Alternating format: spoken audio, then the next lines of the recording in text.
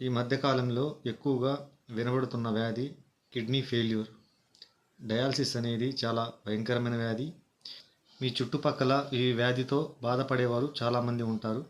దయచేసి నేను చెప్పే కొన్ని టిప్స్ కానీ ఫాలో అవ్వగలిగితే మీకు ఈ వ్యాధి నివారణ చేసుకోవచ్చు. బయట ఎక్కడైనా మందులు ఇస్తారనేది పచ్చి అబద్ధం. అది ఆహారంలోనే కొన్ని మార్పులు చేసుకుంటే మీకు మెరుగయ్యే ఛాన్సెస్ చాలా ఎక్కువ ఉంటాయి. డయాలసిస్ పెట్టకుండా ఉన్న వాళ్ళైతే తొందరగా రికవర్ అవుతారు. అంటే క్రియాటిన్ కొద్దిగా పెరిగినా 3-4 గంట పెరిగినా కూడా రికవర్ అయ్యే ఛాన్స్ ఉంది. ఆల్రెడీ డయాలసిస్ ఉన్న వ్యక్తులకి GFR రేట్ కిడ్నీ సైజ్ బట్టి మెరుగవుతుందా లేదో చెప్పగలము. నన్ను ఒకసారి ఇన్ఫామ్ చేయగలిగితే నేను ఏ ఒక్క రూపాయి ఆశించను. నేను ఏ మందులు కూడా మీకు రెఫర్ చేయను. ఓన్లీ మీకు ఆహార విధానాలు వరకే చెప్తాను. ఆ ఆహార విధానాల్లో మీకు చాలా మెరుగవుతుంది. కనీసం 3 రోజులకే నేను చెప్పిన డైట్ కానీ పాటించగలిగితే 120కి బీపీ తెచ్చుకోగలరు.